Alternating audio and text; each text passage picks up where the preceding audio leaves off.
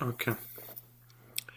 Thank you for everyone watching. Previously, I've said that I was going to read the summary. There's 4 pages of summary, and I said I was going to read the summary. But here's the thing: the summary was basically written by me, so I'm not going to be commenting on the summary. That means that there's nothing really for me to do. I'm just going to read the summary, and I feel like I'm going to be wasting time on this. So if you guys would like to read it, you can read it during your own time. I think what's important for me now is to start reading about Maimonides. We need to start talking about Maimonides. So, Maimonides, Moses Maimonides, born March 30th, 1135 in Cordoba, later died in Egypt. He was a Jewish philosopher, jurist, and physician. He wrote about an ancient people called the Sabians. He claimed that the entire world followed the doctrine of the Sabians and that the prophet Moses was sent out of Egypt as a beacon of light to the Sabians, so that they might see the truth and turn away from the worship of false gods. Okay? This is very interesting. This is very, very interesting. The Quran mentions the Sabi'un 3 times. This is from Maimonides and the Rise and Fall of the Sabians. The Quran mentions the Sabi'un 3 times: believers, Jews, Christians, and Sabi'un, whoever believes in Allah and the Last Day and does what is right shall be rewarded by their Lord. They have nothing to fear or to regret. Sabi'un is the Arabic word for Sapiens. The language is repeated. This language is repeated in the second citation. The third appearance is slightly different. As for the true believers, the Jews, the Sabians, the Christians, the Magians, and the pagans, Allah will judge them on the day of resurrection. He bears witness to all things. Early Islamic commentators often disagreed on the identity of the Sabi'un, the Sapiens, and the confusion continued throughout the medieval Islamic period. The term Sabi'un, Sapiens, was applied by some early Quranic commentators to the survivors of an ancient Jewish Christian sect, the Elkasites in southern Iraq. Okay, so these people, the Sabians they're referring to, who live to this day, they actually live in southern Iraq. They are the Mandaeans. Okay, they are the Mandaeans. Let's go ahead and read this together. The group that Patek joined while his wife was pregnant with Mani was called by Ibn al-Nadim al-Mukhtasala, those who wash themselves, Baptists. Okay, so this is from Manichaeism. Manichaeism is an extinct religion. It's a Sabaic religion. It's a Gnostic religion that mixes Sabaic theology with the Judeo-Christian stories with corrupted biblical stories. It mixes Sabaic theology with corrupted biblical stories. So it's a Gnostic religion, no longer exists. It used to be practiced in China. But like I said, it's disappeared. We're going to be discussing Manichaeism today. We're going to be comparing Manichaeism with many other Sabaic religions. But Mani, for now, let's just read this paragraph. Mani, as you can see, the group that Patek joined while his wife was pregnant with Mani was called by Ibn al-Nadim al-Mukhtasar. Those are the Mandaeans, as we're going to see.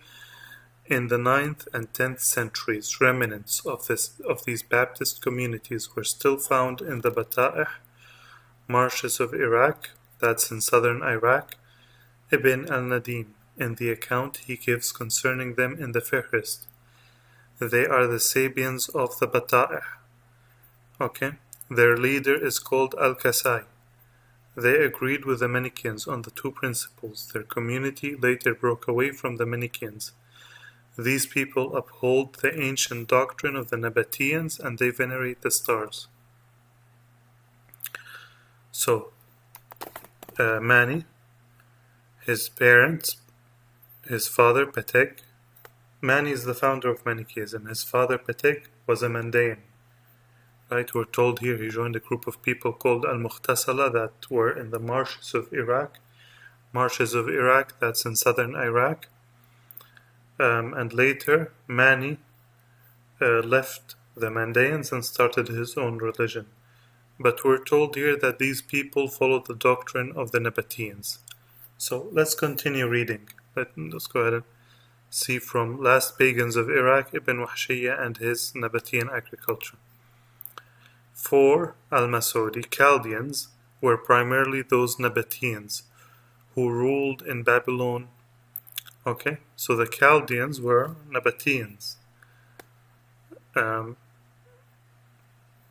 And in Tanbih, page 161, he writes that the Chaldeans are the Babylonians, whose remnants live nowadays in Al-Bata'ih. One might tentatively identify these as the ancestors of modern-day Mandaeans. Okay. So the Chaldeans were originally Nabateans. The Chaldeans were originally Nabateans. So far so good. And then we're told that the Mandaeans are the descendants of the Chaldeans. Okay, Mandaeans are descendants of the Chaldeans, and in extension they are the descendants of the Nabateans. Okay. And they live in Iraq. They live in southern Iraq, and they are Nabateans. They are the descendants of the Nabateans. Let's go ahead and read this. I'm going to explain to you why they're called Nabateans in a second. In the hot and marshy areas along the Tigris and Euphrates in southern Mesopotamia dwells a small community of Mandaeans. Their Arab neighbors call them Subba, Sabians meaning. The Quran mentions the Al-Sabi'un. Muslim historians call them the Sabians of the swamps, or Al-Mukhtasala, those who wash themselves. And they were numerous in the swamps and in the region of Maysan. The swamps is southern Iraq. It's a low region. It gets flooded during certain times of the year. But let's go ahead and talk about the name Nabateans. Why are they called Nabateans? This is the holy book of the Mandaeans called Ginza Rabba. Ginza Rabba is the holy book of the Mandaeans. Okay? This is the mystery and the book of the great Inbat. So this is one of the names of their God, who emerged from lights, shone forth and flourished, grew and rejoiced at the first word from the Lord of creation. 800 Uthri submitted, bowing down before him. 2 Uthri, that means 2 angels, emerged and ascended to the high abode. At the second word from Yahweh Yushamayim and Shar Sewa emerged and ascended to the high abode. At the third word, 2 meek and calm Uthri emerged and ascended. They are Sar and Samir. Yahweh Manasmir stood before his great creator and bowed down to the great Hay. The great Hay is another name for Inbat. It's another name for the God of the Mandaeans. Their God is the hidden sun. He said, "May you be surprised. You are my Lord and my Creator. You are the greatest, never to be diminished. You are the widest, never to be thin. Great is your light. Great is the splendor of your hands. Great is the radiance from both your sides. Blessed is this water. This is the blessed living water. There was no water before you came to be." Okay? There was no water before Inbat came to be. Inbat is an Egyptian word. Let's see its meaning, the dictionary of ancient Egypt. Certainly the titles given to Ahotep in the Karnak stele include Nebet-Ta or Nabat-Ta, mistress of the land. Nabat means mistress and Ta means land. Okay? So the god is androgynous. The god is both male and female. The gods for the Sabians usually are androgynous. They have both male and female body parts. Okay? So this is where the name Nbat, Nabateans, comes from. Their god is called Nbat, and Nbat means mistress. It was used by the Egyptians. So, from Maimonides and the rise and fall of the Sabians, we read that the second group of Sabians mentioned in Islamic sources are the Hellenized elite in Harran. Harranian astrologers, the last representatives of the decadent Greco-Roman paganism. The Harranians built their stone temples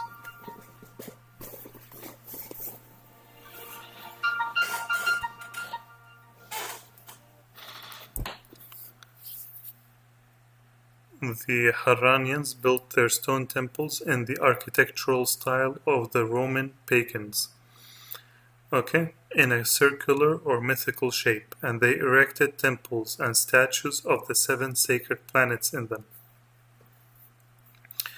Saturn, Jupiter, Mars, Sun, Mercury, Venus, and the Moon. And these were the 7 planets that could be seen with the naked eye. These 7 planets, you could look without a telescope or anything, and you could see these 7 planets. And this is Harran, for anyone that's wondering. Right here is Cyprus, as you can see, and Harran is just north of the Syrian border. Let's go ahead and read this. And the Sabians of Harran informed no one of their prayers or their Plato teachings for worship. Plato is the most famous, not just anyone, the most famous Greek philosopher. The most famous Greek philosopher. So these people, the Greeks, the Romans, they were Sabians.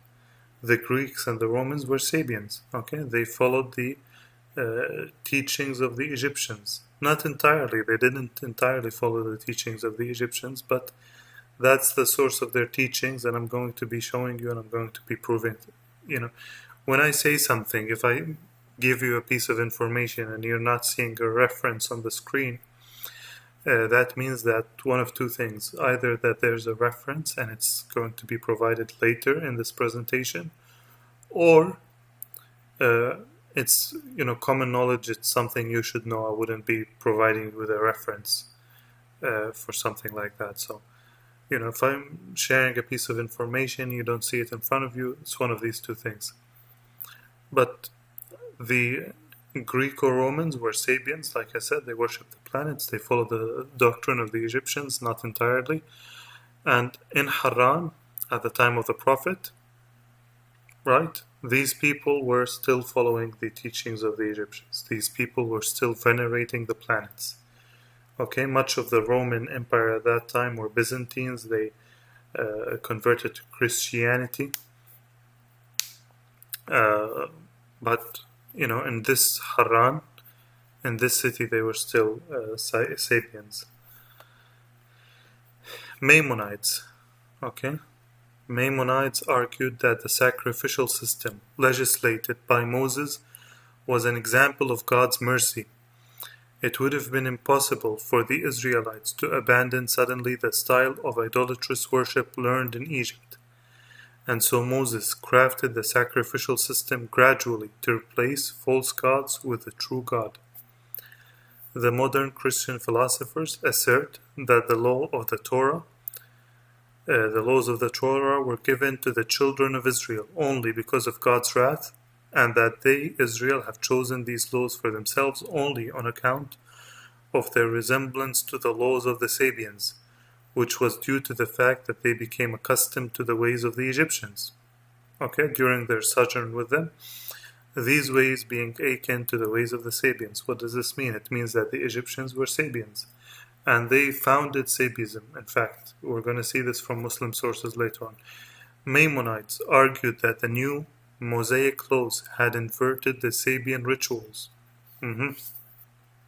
Maimonides insists at one point that there were contemporary groups who represented descendants of the Sabians. So at the time of Maimonides, and like we said, this guy was 1135 to 1204, he tells us that there are groups that represent the descendants of the Sabians. These survive in the remote corners of the earth, like the savage Turks in the extreme north and the Indians in the extreme south. The Hindus are sapiens. Yes, the Hindus are sapiens. I will be proving this, and they share much with the Egyptians. Okay? So the Indians in the extreme south, these are the remnants of the sapiens who once filled the earth. Even contemporary ethnic and religious groups living according to pagan customs were really sapiens, but the practice of the sapiens, even at present general in the East among the few still left of the Magi are the Zoroastrians. So the Zoroastrians were sapiens, and the Zoroastrians, for anyone who doesn't know, held they had an empire, a very massive empire, the Sassanid Empire, okay, which involved Iran. It also involved all of the Stan countries, Afghanistan, Turkmenistan, Uzbekistan, etc. And it existed at the time of the Prophet, right? And then once the Prophet died, just a few years after the Prophet died, according to the Muslim narrative, Muslims took over the Sassanid Empire from the Zoroastrians. So we're going to discuss this later on. But these people were sapiens, okay? Jean Bodin, who linked the Chaldeans and the sapiens, see that, in asserting that this is indeed in agreement with what Rabbi Moses Maimonides relates from the ritual accounts of the Chaldeans and Sabians. Scaliger was sure that the Sabians were Chaldeans. This assessment made sense given that Abraham was thought to have grown up in Ur of the Chaldeans. So the people in Mesopotamia, the ancient civilizations in Mesopotamia, were also Sabians. Okay? The ancient civilizations in Mesopotamia were also Sabians. The entire world were Sabians. Okay, this is no joke. Everyone in the world used to follow the Egyptian doctrine. And the later Eastern writers, especially the Arabians, under the appellation of Chaldeans, comprehended not only the Babylonians, but the Nabateans and Sabians. Okay, because the doctrine of the Chaldeans extended to that place, and that the religion of all of these nations was the same. Derbelot, in his massive Bibliothèque Orientale, concludes that the name Sabian does not refer to a nation, but to a religion. Indeed, he quotes one Muslim author, that the religion of the Sabians was not only the first and the most ancient, but also the common and only religion of the world until the time of Abraham, and from which all religions descend. See that? This is the oldest religion, and all of the religions of the world are somehow connected to this religion of the Egyptians, Sabiism. Okay? When Abraham lived, all of the idolatry of the world was divided between two sects. That is the worshippers of images, who were called Sabians, and the worshippers of fire, who were called Magians. And the Magians are the Zoroastrians, like we've said, the Zoroastrians that had the Sassanid Empire. So he tells us there are two sects, the worshippers of images. Okay, those are the Hindus, and whoever follows the Hindu theology. The images are the planets themselves, not the spirits of the planets, the planets themselves. The Hindus worship the planets themselves. And then the worshippers of fire, and those are the Magians. Okay, the worshippers of fire are the Magians. They don't worship the fire. Okay, they worship the spirit of the sun, the hidden sun, not the fire. The fire to them represents the hidden sun, represents the luminous sun. That's why they pray to it, not because they worship it, but it sort of represents the hidden sun. So the two sects are those that follow the Egyptian theology, which I told you guys about, monotheism, not praying to idols, praying to the spirit of the sun. That's in this case, the Zoroastrians. And then you have the heretic sect, the Hindus, which worshipped a plethora of deities, most notably the 7 planets. They worshipped the planets directly instead of the spirits of these planets. Let's go ahead and read this note that I've written. The Sabians were 2 groups. The first group, the Egyptians, were henotheists. The Zoroastrians and Mandaeans followed their doctrine, and the supreme god is Amun-Ra, the hidden sun, the spirit of the sun, not the sun itself. They also believed the other planets contained spirits which they revered but did not pray to. Okay? The second group are the Hindus, and the religions that emerged from Hinduism, they are seen by Muslim scholars as distorters of the original doctrine of the Egyptians. They called for polytheism, prayed to the images, that's the planets instead of their spirits, and to idols, which they believed could intercede with the gods, and they rejected the concept of prophecy. Most notably the prophecy of Idris. Okay? Idris, also known as Hermes by the Greeks and Thoth by the Egyptians. Thoth, by the way, was deified. He was said to have been the moon god. Thoth is said to have been the moon god and the god of knowledge and wisdom. Early Muslim scholars describe him as the progenitor of Sabiism. This will all be discussed throughout this course. Okay? So according to the Muslim scholars, this guy founded Sabiism. Okay? This is the very founder of Sabiism. In Dupuy's discussion of the religions of the world, this is from the book. For example, the Hebrews are not the repository of an original spiritual religion, but of one which grew up in Sabianism and in the religion of the worshippers of fire and nature. This religion was that of all the people. It is incontestably the most ancient, and thus Sabianism was the most universal religion. Okay? Yiscil Kaufman devoted a great deal of attention to imagining an overreaching pagan culture. We designate as pagan all the religions of mankind from the beginning of recorded history to present, excepting Israelite and its derivatives, Christianity and Islam. Even the Prophet, right? The Prophet was called a Sabian, and his followers were called Sabians. Okay, this is from the detailed book on the history of the Arabs before Islam. Remember that Quraysh used to call the Prophet a Sabian, and his companions were called the Sabians. Okay? So he was called a Sabian, and his companions were called Sabians. This is very interesting because the Mandaeans, as we've said, were Sabians. So there's common grounds between the Prophet and the Mandaeans. One more commonality between these two. Okay. Besides being a Sabian, another piece of information that is of utmost importance is revealed to us by renowned author and historian Dan Gibson. In his research, he has accumulated enough evidence to prove without doubt that the original Mecca was Petra in southern Jordan. Okay, the original Mecca is Petra in southern Jordan. This holy city, he explains, was abandoned in part because of an attack launched against the early Muslims by the Umayyads. But even more so, it appears that there was also an intent to hide the true origins of Islam. Okay?